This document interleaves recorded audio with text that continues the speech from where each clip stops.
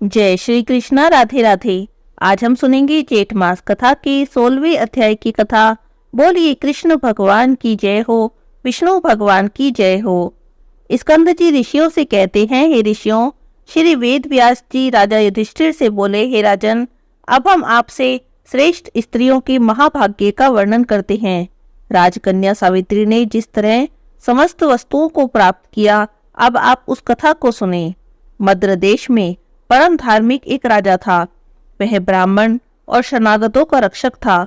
सत्य प्रतिज्ञ, जितेंद्रिय, यज्ञ करने वाला, दानपति, शूरवीर और पूर्ववासी और देशवासी जनों का प्रिय था। समस्त प्राणियों के हित में रत रहता था और उसका नाम अशुपति था। वह अशुपति के नाम से इस पृथ्वी पर विख्यात था। राजा अशुपति क्षमाशील, सत्यवक्ता, जितेंद्रिय और संतानहीन थे। अधिक अवस्था बीत जाने पर भी राजा अशुपति को संतान प्राप्ति नहीं हुई। तब राजा अशुपति ने संतान प्राप्ति के लिए नियम ग्रहण किए। समय पर प्रमित भोजन करना, ब्रह्मचर्य का पालन करना, इंद्रिय निग्रह कर 1,00,000 आहुति के द्वारा सावित्री मंत्र से पूजा करना और षष्ठ काल में अमित यानी इच्छा पूर्वक भोजन करना। इस तरह नियम पालन करते करते राजा अशुपति को 18 वर्ष हो गए। 18 वर्ष पूर्ण होने पर देवी सावित्री प्रसन्न हुई और अग्निहोत्र से प्रकट होकर देवी सावित्री ने राजा को दर्शन दिए। राजा अशुपति को वर देने के लिए देवी सावित्री ने कहा, हे राजन, तुम्हारे ब्रह्मचर्य, शुद्धता, नियम पालन, इंद्रिय दमन, सर्वात्मा समर्पण और भक्ति से मैं बहुत प्रसन्न हूँ। तुम अपनी इच्छा के अनुसार मुझसे वरदान मांग लो। राजा अशुपति बोले, हे देवी, मैंने धर्म प्राप्ति की इच्छा से संतान के लिए सब कुछ किया है।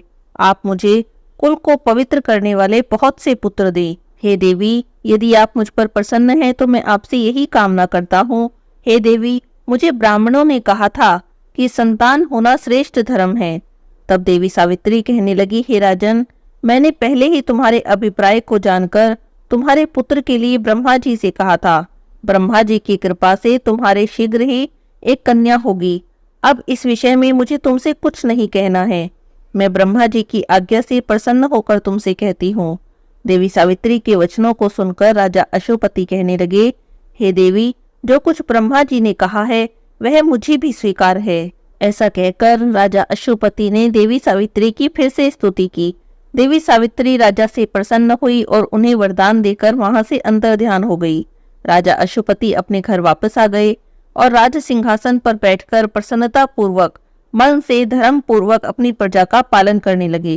कुछ समय बीतने पर व्रत में तत्पर राजा अशुपति की धर्मचारिणी पत्नी गर्भवती हुई और उनका गर्भ आकाश में शुक्ल पक्ष के चंद्रमा की तरह बढ़ने लगा।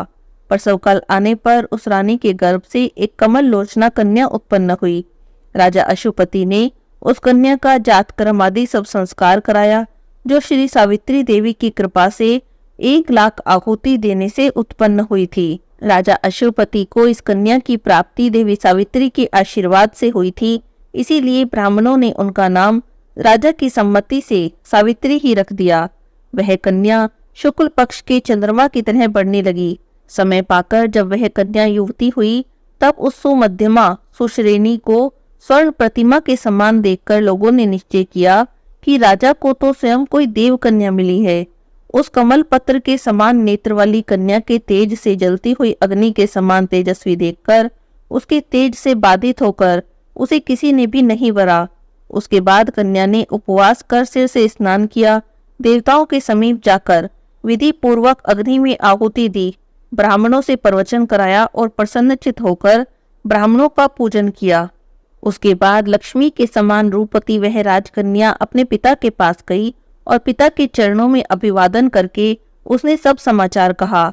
फिर वह राजकन्या हाथ जोड़कर वहीं पर खड़ी हो गई। देव रूपणी उस कन्या को राजा युवावस्था में देखकर, जिस कन्या को कोई भी ना वरता हो, ऐसी अवस्था का विचार कर राजा अशुपति अति दुखी होकर अपनी कन्या से कहने लगे, हे पुत्री, यह तुम्हारे दान का समय है, पर तुम्हें कोई मांगता ही नहीं है। इसीलिए तुम स्वयं अपने गुणों के समान पति की खोज करो और यदि कोई प्रसिद्ध पुरुष हो तो मुझसे कहो, फिर विचार कर हम तुम्हारा कन्यादान कर देंगे। तुम जैसा पति चाहती हो वैसा ही वरो। ब्राह्मणों से पढ़ा जाता हुआ जैसा वह धर्मशास्त्रों में सुना हो, हे कल्याणी, मेरे वचनों को सुनकर वैसा ही तुम करो। समय पर विवाह न करने पर कन्या पिता से कहे कि मेरा विवाह कर दीजिए, और पति से कुछ कहना हो तो नम्रता पूर्वक कहे, और पति के न रहने पर और माता से आश्रित होने पर पुत्र से कहे। यह सब बात समझकर तुम पति की खोज करो, जिससे हम देवताओं की निगाह में निंदित न हो जाएं। स्कंद जी कहते हैं, हे ऋषियों, इस प्रकार राजा अशुपति ने अपनी कन्या और राजमंत्रियों से प्रिय वचन कहे। राजा अशुपति ने राजमंत्रियों को कन्या के साथ जाने की आज्ञा दी।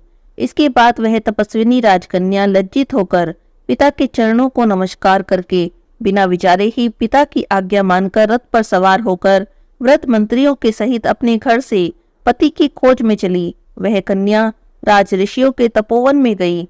वहां पर वयोवृद्ध माननीय लोगों के चरणों में प्रणाम कर क्रम से सब तीर्थों में गई।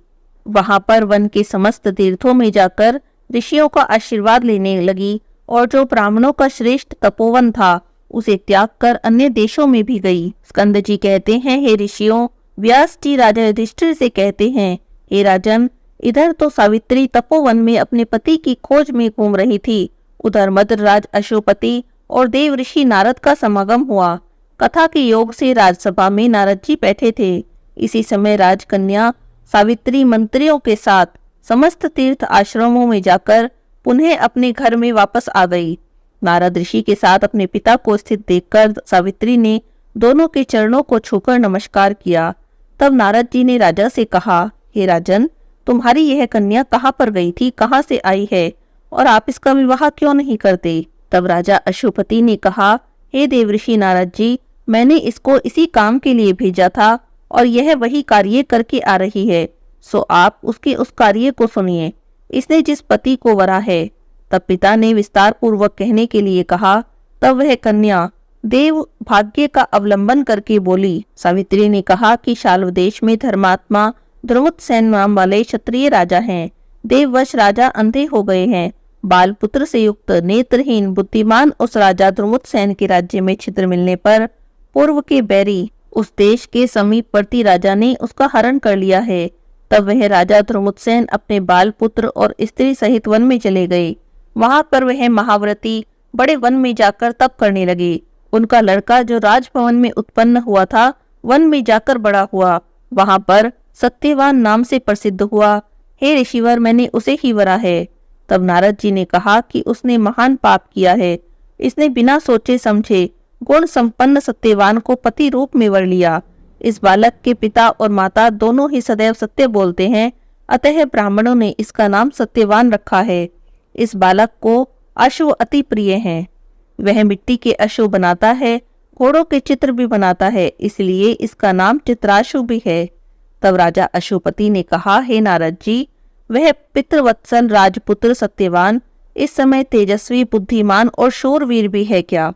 तब नारद जी बोले, हे राजन, वह सूर्य के समान तेजस्वी है, बृहस्पति के समान बुद्धिमान है, इंद्र के समान शूरवीर और पृथ्वी के समान क्षमाशील है।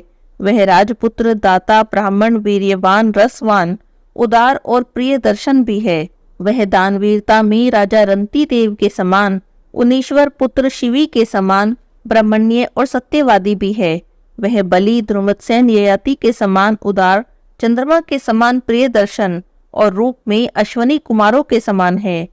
वह तप कलेश का सहनशील है, सुकुमार है, शूर है, सिद्ध है, जितेंद्रिय है और तपशील का निधि भी है। तब राजा अशुपति बोले, हे नारद जी, आप उस बालक को समस्त गुणों से युक्त कहते हैं, फिर यदि उसमें कोई दोष हो तो वह भी आप मुझे बताइए।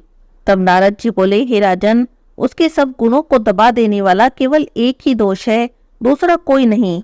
वह एक दोष है कि वह शीनायु है। सत्यवान आज से 1 वर्ष के बाद अपना शरीर त्याग देगा। राजा अशुपति ने कहा, हे सावित्री, हे शोभने, इधर आओ और किसी दूसरे वर को वरने जाओ। उस सत्यवान में समस्त गुणों को दबाने वाला एक दोष है कि वह अल्पायु है। वह बालक 1 वर्ष में देह त्याग देगा, ऐसा मुझसे देवऋषि नारद जी ने कहा है। तब सावित्री कहने लगी, हे पिताजी, राजा लोग एक ही बार बोलते हैं, पंडित लोग भी एक ही बार बोलते हैं, कन्या एक ही बार वरती है। यह तीनों कार्य एक ही बार किए जाते हैं। अब चाहे दीर्घायु हो या अल्पायु हो, सगुण हो या निर्गुण हो, मैंने एक ही बार अपने पति को वर लिया, अब मैं दूसरा पति नहीं वरूंगी। मन से कार्य निश्चित होने पर ही किया जाता है, वचन से कहा जाता है और उसके बाद कर्म किया जाता है। उसमें प्रमाणभूत मेरा मन है। हे तात, मैंने इस मानस विचार को ध्यान करके जो कर्तव्य करना चाहिए था सो कर दिया। अब आप कहिए। सावित्री की बातें सुनकर देवऋषि नारद जी बोले, हे राजन, सत्यवान के विषय में सावित्री के विचार स्थिर हैं। जिसकी बुद्धि निश्चित रूप से दूसरे पुरुष में नहीं जाती, उसको किसी भी प्रकार से इस धर्म से पृथक नहीं किया जा सकता है। इसीलिए आपकी कन्या का विवाह सत्यवान के साथ कर देना ही मुझे उचित मालूम होता है। तब राजा अशोपति कहने लगे, हे नारद जी, मैंने बिना विचारे ही ये वचन कहे हैं और अब मैं आपके सत्य वचन को ही करूंगा, क्योंकि आप मेरे गुरु हैं। नारद जी बोले, हे राजन, आप अपनी पुत्री के विवाह संबंध में विघ्न रहित हों। राजा अशोपति से ऐसा कहकर नारद जी तो स्वर्ग को चले गए। उसके बाद राजा अशोपति ने अपनी कन्या का वैवाहिक कार्य किया। आज के अध्याय की कथा यहीं पर समाप्त होती है। बोलिए कृष्ण भगवान की जय हो, विष्णु भगवान की जय हो।